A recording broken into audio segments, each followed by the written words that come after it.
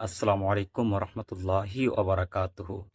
সম্মানিত দর্শক, দেখুন আমাদের চট্টগ্রামের ফটিকছড়ির মাইজবান্ডা শরীফের যিনি প্রধান অলি, যিনি গৌসে মেজবান্ডার সৈয়দ আহমদুল্লাহ কেবলা কাবা বাবাজানের একটি কারামত।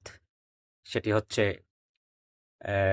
হাটহাজারীর আহমদ শফি সাহেবের যে মাদ্রাসা রয়েছে, এটি প্রতিষ্ঠিত হওয়ার আগে উনি কিভাবে ভবিষ্যৎবাণী করেছিলেন, তাহলে আসুন হাটহাজারীর এক হুজুরের মুখ থেকে আমরা শুনে আসি।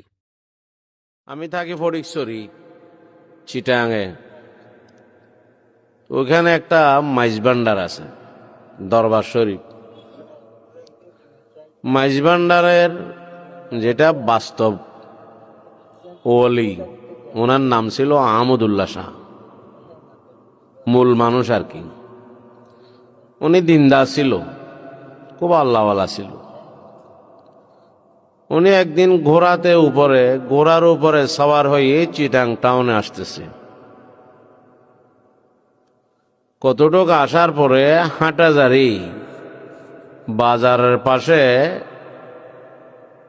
ময়লা আবর্জনার স্তূপ, যেখানে বাজারের লোকজন ময়লা আবর্জনায় ফেলে, ওখানে গোড়ার থেকে নেমে প্রস্রাব করতে বসছে। এই বসার সাথে সাথে আল্লাহ আকবর কইয়া চিল্লা মারি প্রস্রাব থেকে উঠে গেছেন, প্রস্রাব করেননি। আবার 2-3 কিলোমিটার দূরে গিয়া ফতেয়াবাদ একটা জায়গা, ওখানে গিয়া উনি প্রস্রাব করেছেন। রাত্রে চিটাং টাউনে যাওয়ার পর খাওয়া দাওয়া শেষ করে যখন ঘুমাইতে গেল, তখন এক মুড়ি জিজ্ঞেস করলো, কয় হুজুর, হাটহাজারী বাজারের পাশে যেখানে ময়লা আবর্জনা ফেলে, বাজারের সব লোকজন যেখানে প্রস্রাব করে, আপনিও ওখানে প্রস্রাব করতে বসছিলেন, আল্লাহু আকবার চিল্লান দিয়ে আপনি উঠে গেলেন কেন? তখন উনি বলছিলেন, কয় দেখো, বাজারের সব মানুষে ওখানে ময়লা আবর্জনা ফেলাইলেও আমি যখন প্রস্রাব করার জন্য বসছি, ওই জায়গার থেকে দেখলাম মদিনার এলমের খুশবু বাইরিতেছে,